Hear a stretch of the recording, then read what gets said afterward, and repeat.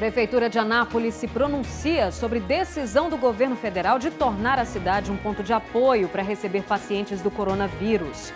Laudo da perícia conclui que motorista que bateu o ônibus numa carreta no norte do estado estava acima da velocidade permitida.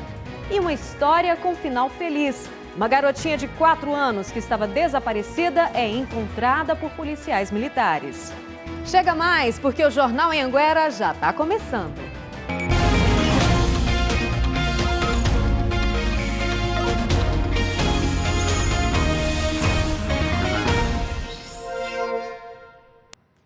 Olá, boa noite. A gente começa a edição de hoje falando sobre um caso brutal que aconteceu em Rio Verde. O enfermeiro matou a ex-mulher e depois tirou a própria vida. O filho do casal, um menino de 3 anos, estava na casa onde tudo aconteceu.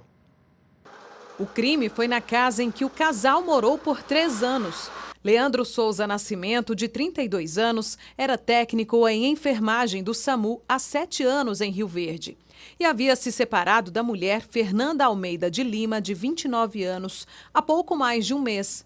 O irmão de Leandro contou para a polícia que no domingo a ex-cunhada veio até a casa do ex-marido, que fica aqui nesta rua, para buscar o filho de 3 anos, que estava com o pai, mas que foi recebida com golpes de faca.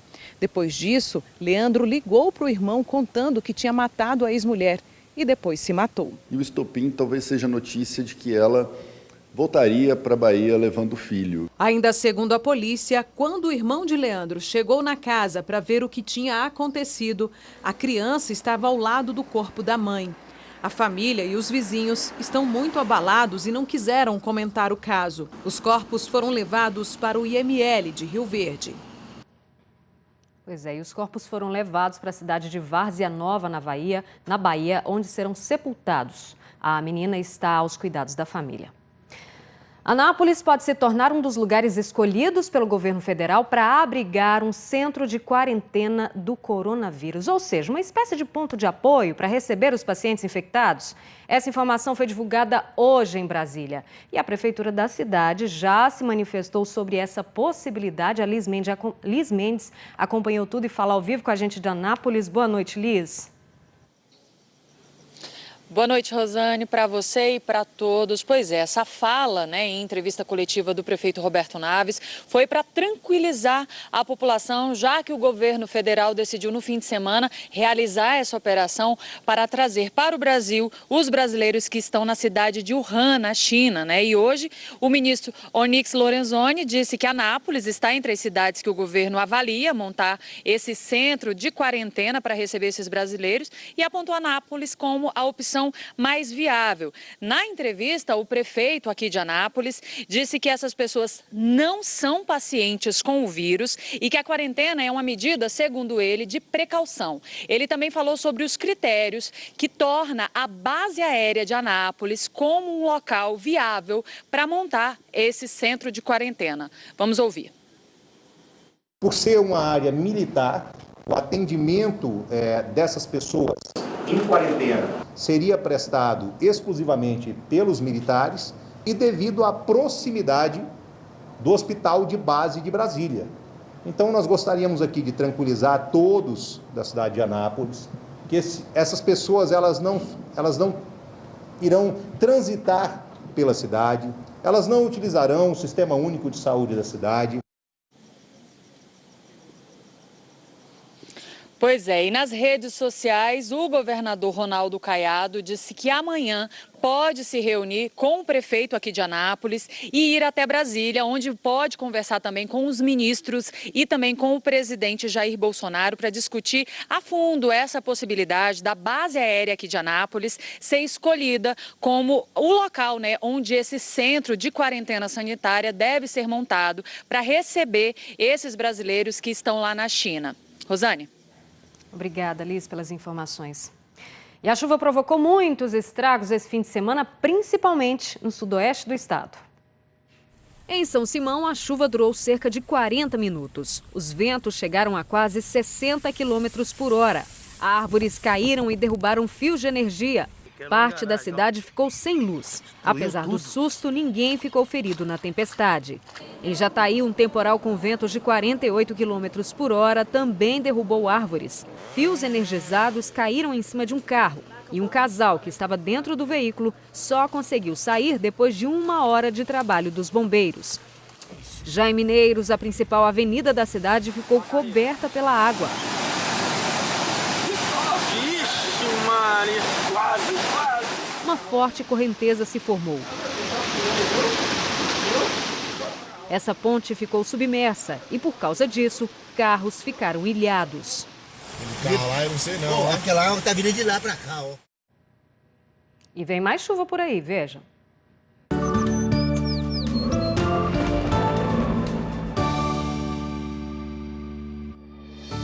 A terça-feira vai ser de sol entre nuvens, com possibilidade de pancadas de chuva em áreas isoladas em todo o estado. Em Rio Verde e Lusiânia, os termômetros registram máxima de 31. Já em Porangatu, o dia começa com temperatura mais amena e pode chegar a 36 graus no meio da tarde. E em Jaraguá, a máxima fica em 32 graus. A Polícia Civil está investigando o acidente grave que matou 3 pessoas e deixou dezenas de feridos perto de Porangatu. Passageiros denunciaram que o ônibus corria muito e estava superlotado. Os passageiros que não ficaram feridos seguiram viagem para Brasília, em outro ônibus. De sábado para domingo, eles passaram a noite nessa escola municipal de Porangatu. Isso aqui é solidariedade, ó. Isso é o povo de Porangatu. Tem comida aqui pro povo. Os pacientes mais graves seguem internados no UGOL, em Goiânia. O acidente envolvendo um ônibus e uma carreta deixou 3 pessoas mortas e dezenas de feridos. Segundo os passageiros, o acidente aconteceu depois que o motorista tentou fazer uma ultrapassagem. O seu Francisco conta que foi arremessado para fora do veículo e que ninguém usava cinto de segurança. Pensei só segurar minha filha, de 3 anos, tá no meu colo. Aí quando eu vi, eu segurei ela e fui rebaixado para o outro lado, lá para o mato. Ao todo, 34 passageiros precisaram de atendimentos médicos e foram trazidos aqui para o Hospital Municipal de Porangatu. 5 pessoas ficaram gravemente feridas e foram encaminhadas ao UGOL, em Goiânia. A Polícia Civil abriu inquérito e está investigando as causas do acidente e também a superlotação do ônibus, que transportava 57 passageiros e tinha gente até no bagageiro. Foram ouvidos alguns passageiros, inclusive o adolescente que foi transportado dentro do bagageiro, ele foi ouvido, confirmou esse fato. Agora estamos aguardando o laudo pericial. E a Ana Paula Moreira continua ao vivo com a gente lá de Porangatu para trazer mais informações. Ana Paula, você tem o estado de saúde desses feridos? Boa noite. Boa noite para você, boa noite para todo mundo. Olha, 5 pessoas seguem internadas no UGOL em Goiânia, uma em estado grave, respirando com a ajuda de aparelhos. Outras 2, uma mulher e uma criança, seguem internados aqui no Hospital Municipal de Porangatu. Olha, a polícia terminou o laudo, né? A perícia do acidente e vai ser encaminhado agora, amanhã à tarde, à Polícia Civil. Segundo os peritos, foram encontrados o tacógrafo do ônibus, mas da carreta não foi possível localizar devido à violência dessa batida. Segundo a perícia, a pista está em boas condições, está bem sinalizada, não tem buracos, então não tem nenhuma indicação de que foi a pista e a causa desse acidente. O motorista foi ouvido ontem na delegacia, foi liberado e ele pode responder agora por homicídio culposo, quando não há intenção de matar, e também por lesão corporal. A polícia segue investigando esse caso e a empresa responsável pelo ônibus mandou uma nota para a gente hoje cedo, informando que lamenta esse acidente e que também que a empresa tem um seguro. Só não disse se esse seguro vai indenizar e ressarcir as vítimas desse acidente. Por aqui, claro, a gente continua acompanhando essa investigação e também o estado de saúde desses pacientes que seguem internados. Rosane. Tá ok, obrigada, Ana Paula. A gente está na torcida, né? Depois de quase 3 anos de interdição, o prédio do Instituto Médico Legal de Lusiânia foi entregue. Antes, as vítimas fatais de acidentes do entorno do DF eram levadas para o IML de Formosa, que fica a quase 200 quilômetros de Brasília. Toda a estrutura foi reformada. As salas receberam equipamentos novos. O espaço ficou maior e agora pode fazer outros tipos de exames. O Instituto Médico Legal de Lusiânia é o segundo maior do estado. Fica atrás somente de Goiânia. Nós não tínhamos local adequado de armazenamento de corpos em decomposição. Os problemas foram encontrados durante uma vistoria feita pela Secretaria Municipal do Meio Ambiente e Recursos Hídricos ainda em 2017. Corpos sem identificação estavam apodrecendo na área externa do IML, causando mau cheiro. Também foram encontrados aparelhos enferrujados e paredes com rachaduras.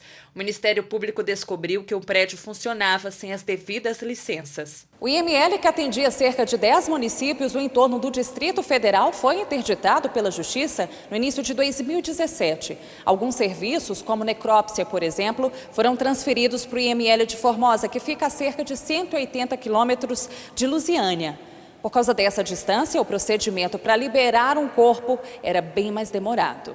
Em torno de 3 a 4 horas a mais de espera, a gente pode dizer que era mais ou menos esse lapso temporal que aumentava, né, que a família tinha que esperar mais. Durante a inauguração, o governador Ronaldo Caiado anunciou novas obras na região ainda neste ano para desafogar o IML de Lusiânia. Nós vamos chegar a Águas Lindas agora nos próximos dias para entregar também uma estrutura toda de IML. Agora olha essa história, um criminoso arrombou um bar em Tumbiara, no sul do estado, e levou mais de R$2.000 em produtos. Só que toda a ação foi registrada por câmeras de segurança. O Emerson Ferreira está ao vivo e tem informações para a gente. Boa noite, Emerson. A polícia já identificou esse suspeito? Oi, Rosane, boa noite para você, boa noite para todos. Até o momento, ninguém foi preso, viu, Rosane? Toda essa ação foi flagrada aí por câmeras de segurança do estabelecimento e também de outros pontos comerciais que ficam lá na rua. Nas imagens, o suspeito aparece tentando arrombar uma janela. Ele força uma janela, depois de algum tempo ele consegue abrir essa janela e entra dentro do comércio. E no bar, ele percorre vários pontos aí em busca de objetos de valor. Vasculha gavetas, envelopes, caixa, mas não encontra dinheiro. Depois de algum tempo, ele vai até o armazém e sai carregando aí algumas bebidas. Esse crime foi durante a madrugada, por volta de 5 da manhã. A ação foi rápida. O suspeito ficou cerca de 10 minutos dentro do comércio. Depois, ele fugiu levando aí cerca de R$2.000 em bebidas. Por pouco, ele não foi visto por um vigilante que chegava ao local. A Polícia Civil continua tentando identificar quem é o suspeito. Rosane. Tá ok, obrigada, Emerson, pelas informações. Agora vamos mudar de assunto, porque faltam 20 dias para o Carnaval e 3 ranchos já estão na expectativa para a maior folia do sudeste do estado.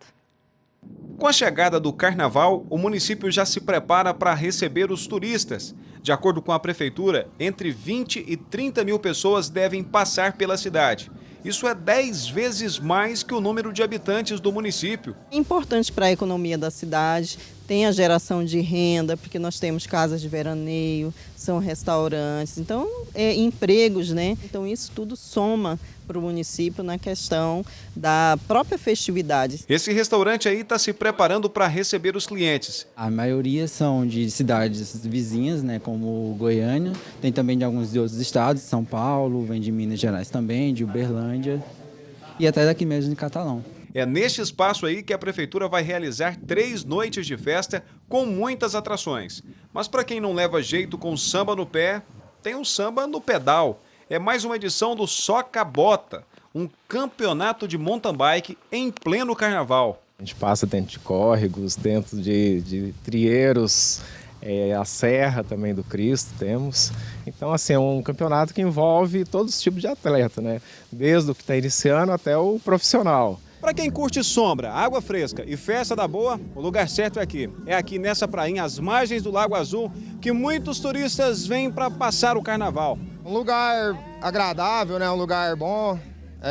E é o lugar que a gente tem, né, cara? Para vir participar, vir com a galera, com a família.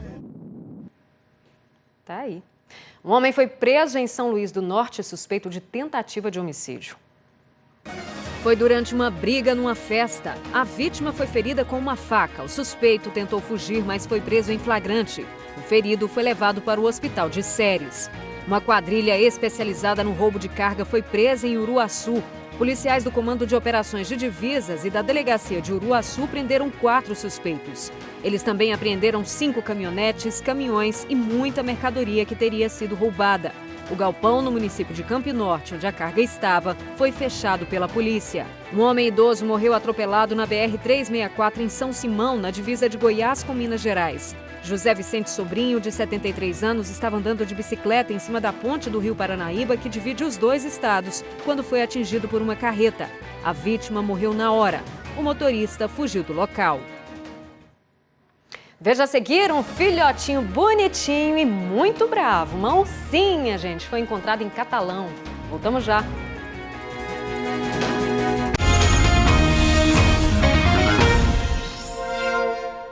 A gente está de volta e criança a gente já sabe, né? Piscou o olho, aprontou. E neste fim de semana, uma garotinha de 4 anos desapareceu. Quem encontrou a Ágata foram policiais militares que ajudaram a pequenininha de apenas 4 anos a voltar para casa. Quem vê todos da família assim, tranquilos, não imagina o susto que eles levaram esse fim de semana. José Idalino, pai da Ágata, deixou a pequena assistindo o desenho enquanto cuidava da outra filha. Foi nesse tempo que a Ágata aproveitou que o portão estava aberto e saiu de casa sozinha. É um momentozinho de distração que as coisas acontecem. A pequena Ágata ficou desaparecida por mais de 2 horas. Nesse tempo, a mãe dela estava trabalhando. Inclusive, foi nesse momento que ela ficou sabendo que a filha tinha desaparecido. Saí desesperadamente procurar minha filha. Saí procurando, gritando no meio da rua. A mãe, em desespero, não esperava que perto dali o soldado Michel recebia uma ligação. A pessoa, que não quis se identificar, chamou a polícia militar porque viu uma criança aparentemente perdida perto de um shopping. Rapidamente, a polícia militar levou a criança para o conselho tutelar e horas depois, a pequena Ágata foi entregue aos pais. É bom demais, né? Graças a Deus obtivemos êxito aí em encontrar a criança primeiro do que outras pessoas poderiam ter feito mal para ela, né? Agora os pais vão redobrar a atenção com as filhas para que situações como essa do fim de semana não volte a acontecer. A Ágata é minha vida, pedaço de mim. Um filhote de onça foi encontrado em Catalão. E detalhe, ele não estava no mato não, gente. Foi encontrado na cidade mesmo. A movimentação neste bairro tem uma explicação. Curiosos vieram ver o filhote de onça que esses 2 pedreiros encontraram. Já era noite quando a dupla de pedreiros ouviu os cachorros latindo mais ou menos nesta direção aqui. Eles foram até lá e acharam até que se tratava de um gato. Mas foi aí que tiveram uma grande surpresa. A gente foi ver, chamamos o corpo de bombeiro, o corpo de bombeiro falou que era uma onça. O animal foi levado por uma equipe do Corpo de Bombeiros. Já no quartel, o filhote, que aparenta ter pouco mais de 2 meses, estava assustado. Mesmo sendo novinho, o filhote faz questão de mostrar as presas quando ameaçado. De acordo com os bombeiros, o animal será encaminhado para o Centro de Triagem de Animais Silvestres de Catalão. Lá, o animal será examinado e só um veterinário poderá dizer a idade, condições de saúde, sexo e se o animal é filhote de uma onça parda ou uma onça pintada. Então a gente leva para lá para o veterinário fazer essa constatação para ver se esse animal está bem, ainda mais se tratando de um filhote, para futuramente fazer os devidos procedimentos deles para soltar na natureza. Mas é bonitinho, né? E a imagem do dia veio de um telespectador e mostra uma boiada atravessando tranquilamente a Avenida Castelo Branco, em Goiânia. Eles vão passando entre os carros, um perigo enorme de acidente, não é não, gente? Olha, a gente vai ficando por aqui, a gente encerra com imagens de Jataí. Uma boa noite para você e, ó, um beijo, um cheiro para vocês. Até amanhã.